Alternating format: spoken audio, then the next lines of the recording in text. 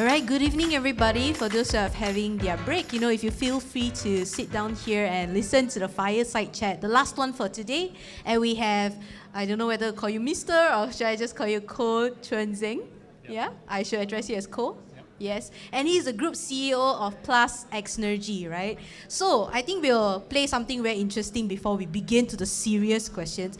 Since we're in Fireside chat session, we're going to do a fire round of questions. Right. So we'll have random questions and you're going to answer very quickly. Okay. All right? Okay, ready? Right. Sure. Cat or dog? None of it. None of it. Oh, okay. Sky or sea? C. Home or office? Home. Chair or table? Table. Okay, now we're going to ask a bit more important questions. Entrepreneurship versus business? Entrepreneurship. There we go. All right. And that's where we're going to begin on the real question. So, in our theme of this summit, it's Innovate, Influence, and Inspire. Let's talk about why sustainable energy. Or maybe you could introduce and give us a bit of context where you come from. All right. So why sustainable energy? I would say it's mainly because during my uni time, I was an engineering student, and one day I just found out this clean energy is something really interesting. And it was about 15 years back. So that's what I have a chances travel to Taiwan to have an internship over there.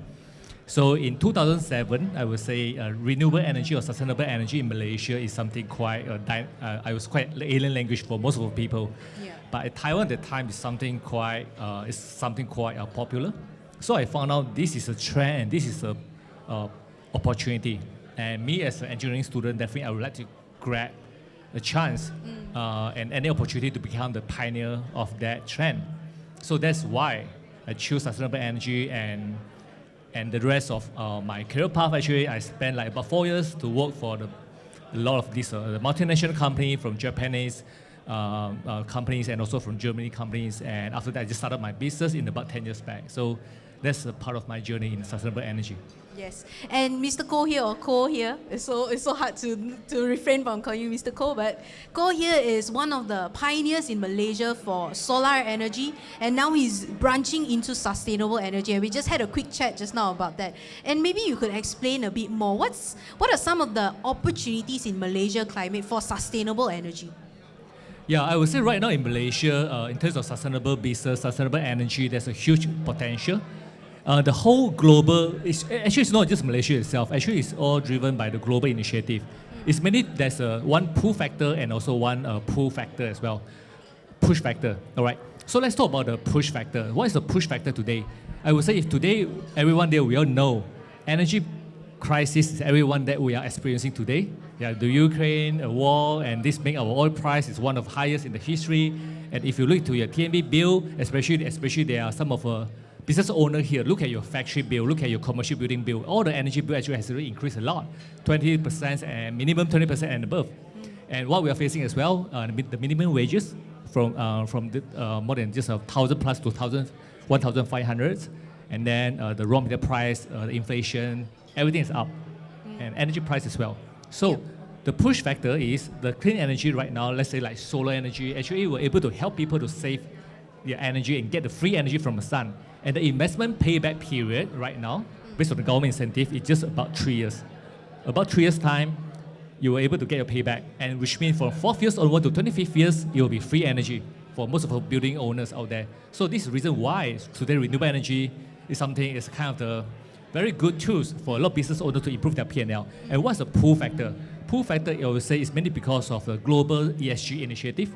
Like, so if there's any listed companies, the blue sky requirement right now, all listed companies have to comply with the ESG compliance, first of all. Secondly, there's a carbon neutral goal. So Malaysia, we would like to become a carbon neutral by 2050. So in order to achieve that, actually globally, like China, like the US, and also Europe, everyone, they have their own goal as well. Yeah. In order to achieve this, there are like some of the initiative like carbon trading, carbon tax is all going to fall into place. And this make a lot of multinational company out there, who all the local company or any company here, in order to make business, we all need to have our own carbon footprint as our report to make ourselves more competitive. Because in the future, most of our consumer like us, we will consume and buy the product which have those carbon contribution.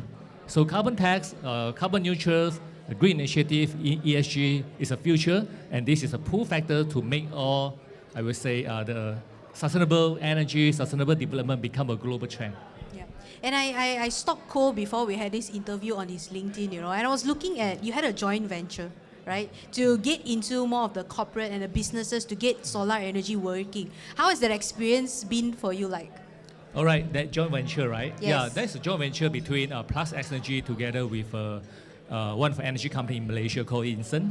Yep. So both of us actually we are joint venture in order to support most of the business owner out there in order to enjoy free and also cheap. I mean, they don't need to come any single cents. They were able to own the solar system upfront. They don't need to come any upfront cost. Secondly, they are able to buy the clean energy from us, which is cleaner and also cheaper if compared with the TNB tariff rate. So I would say it's pretty good, yeah, because of all this, the pull and the push factor is what I share. A lot of corporate out there, actually, they are just looking to subscribe and to buy the clean energy from us. And I would say it's very successful, and yeah, we were able to see a lot of potential from this collaboration. All right, so I'm coming from more of a consumer perspective, right? Right. I had a conversation with my mom the other day, and we were looking at the solar panels of the homes. And I was asking her, actually, Ma, Malaysia is very hot. We have sun like not 24/7, but most of the daytime we have sun. Even when it's raining, it's sunny, right? Why don't our country make it a must or make solar energy become a must for homes? I was just asking her that question. How would you respond to a consumer like me? Yeah, that's a very good question. Actually, I love this question a lot because no doubt we are in tropical area, and the sun is always there. But why there's a lot of roof out there is still naked without solar panel? Actually, there is, but it's not that popular. The main reason is because the person who would like to go for solar for home is mainly because we want to save energy costs. But at the same time, in order to own the solar system, we have to come up with huge upfront costs, easily like 20 to 40, 50 or thousands, right? So it's kind of chicken and egg situation. Yeah. And in order to resolve this, I mean, we can't just wait everything from the government side. So we as entrepreneurs, it's about what kind of value that we need to create to the community. So by last year, actually, we have created the first and the only one rent-to-own solar home package to all the Malaysian. So the concept is very simple. So for whoever the monthly energy bill is more than 300 over, they will have an urge to go for solar, to go for energy saving. So what they need to do is they don't need to come up upfront cost like 20, 30,000. They just go and subscribe with first. Like every month pay for 398 ringgit onwards for 5 years. They were able to own a solar system. So which means from 6 years onward to 25th years, they were able to enjoy free energy from solar. And just a quick advertisement session here. Actually, we have a kiosk at Setia City Mall over there. So if any one of you who are staying around here, or as long as you have landed property more than 300 this ringgit TNB bill, yeah, you can to look for me or also drop by our booth over there. Okay, I was about to ask you which level, where, close Yeah, where. ground floor is over All there. right, Yeah, so you have it, Mall. right? Go and check it out. I think as a person itself, I've always been very intrigued on why, Malaysia is not using solar power when it's free. It's really free, but I understand. But when I was listening to your rant, I was actually reading that article on news and I didn't know that I'm interviewing you. So I'm very honored and pleasure, it's a pleasure to actually sit down with you and talk about that. And it's amazing. I'll definitely buy it when I have a house. But let's move on to the next question, Sure.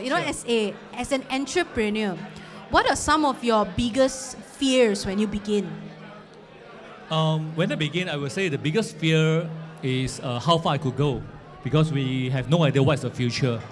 But I would say the biggest, the thought that countered the fear is I have nothing to lose.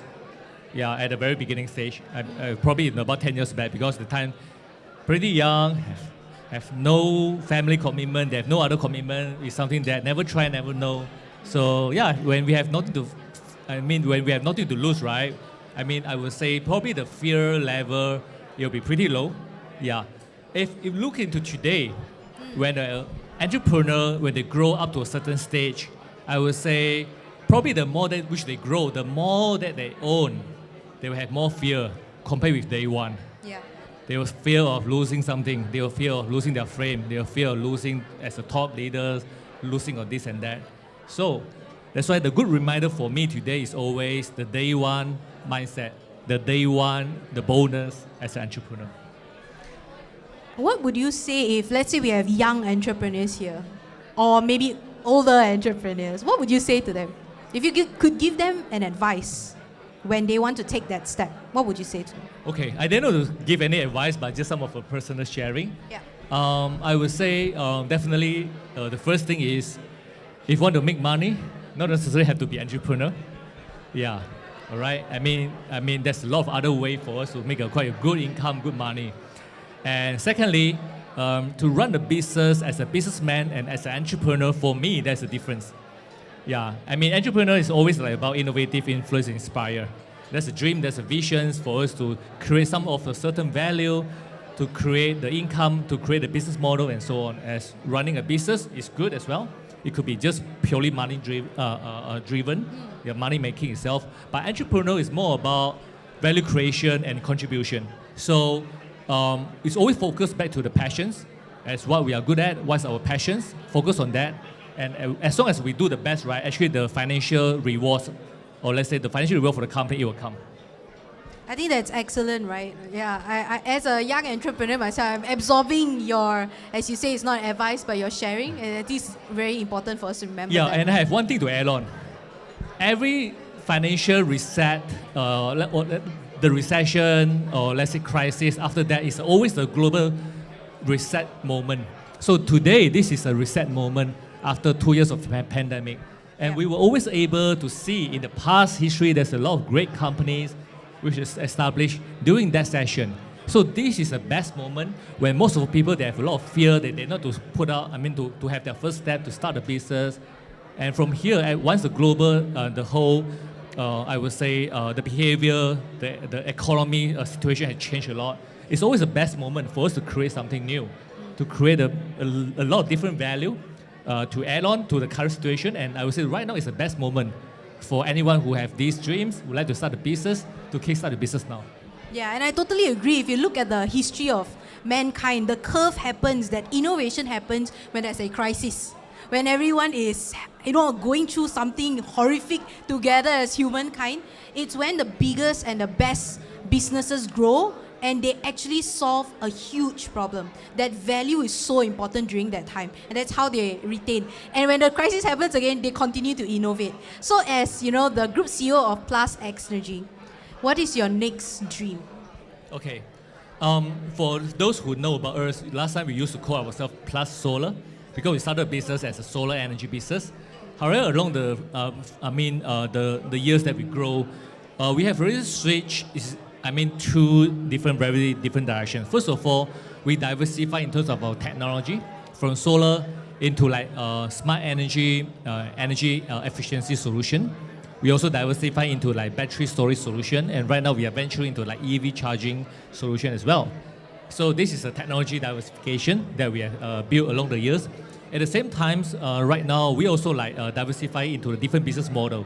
So in the market, last time we just used to provide the outright purchase model, just like you have get from cash to buy it. Yeah. Right now we have a financial model, which is what I mentioned, the zero capex upfront model, which we finance it, or the rental model. Yeah. And also there's a lot of very, very innovative business model that we are offering. So in short, we would like to achieve a goal that clean energy is really affordable for most of people like you and me out there in the community, from home to the factories, to the building, to the office, in their daily life. I think that's amazing. I'm very happy as a consumer. I was like, yes, finally, we can rent a solar system, and then eventually I get free energy for life. Who doesn't want that? And Mother Earth is also very happy and thankful. I have a few more questions, but this one is more on the piece of, your influence and your inspiration. Working with a lot of different people as an entrepreneur, what are some key lessons that you can partake on us when it comes to working with people? Working with people, what's the key? So maybe let's zoom into your team members, the Okay. people you lead. Okay. Right? What are some key lessons that you can share with us? Okay. I would say running a business eventually actually it's not just about running a lot of numbers itself. Actually managing business or managing an organization or managing a team we are managing people relationship. Yeah. And when we go a bit deeper, managing people relationship is all about how we managing each other expectation. So as a great leader, I would say it's always very important for us to, besides set a goal, to understand individual needs, what they want, what's our common goal. Because, I mean, the company vision, the company vision and mission, it doesn't mean there's an individual vision mission. So we all have to find a place that we are able to see the overlapping. And once we are able to fine tune it, that's where we all will get the trust. So build trust is always the first principle for us as a leader to build a relationship with our people. Yeah, after the first level of building trust, then the second level is then we are able to build the motivations. After that, the third level, it will be transformations. So a good leader is, for me, this is a 3-step. They will have to achieve and then moving towards to transform someone. And that's where we all have built as a leader, which is inspired by other leaders in the past. Yes, I think that's a very good, straightforward 3-step plan. But I want to zoom in a little bit more about motivation, right? What happens when you are in the midst of transformation? Like, for example, you talked about diversifying, from solar energy into all kinds of different business avenues, right? How do you get your team to grow with you? Like, hello, let's go, we are moving. How do you actually do that? I see. I would say it's always take years, take times. Yeah, it will never change over the night. Yeah. So it's always start with our company, the vision itself, because the vision is always there. It won't be happen in the near future, but we know that will be the future that we are going to go. And for us in the Gao company, we have our 3 years plan to 5 years plan. So in every 3 to 5 years, actually we will put a pledge that in the next 3 years, like this is something our like Wawasan 2020 that we are going to achieve. So what kind of picture it will be over here? So in order to achieve this, what sort of things that we all have to start today, in this year, next year, the year after next year, in order to achieve our goal in the 3rd year or let's say in the 5th years. Yeah. So through the process, actually, it will take a lot of communications, a lot of small win to visualize it, because not everyone they were able to feel and also can understand it. So the key, like the change management, any business or any leadership is when we need to doing any kind of the transformation is always change management. So change management, first of all, is about the clarity of the goal. Yeah, after we have a really quite a clear goal. Secondly is who are the group of person that align with this. So we have to focus on the 20% of that, I would say, the motivated employee. It could be our senior management. It could be some of our frontliner who really buy on this vision. Then the second one, we will look into the one in between, or let's say on the fence. Because when we want to change something, it is quite impossible to get 100% of buy-in. If let's say you have few hundred people, yeah.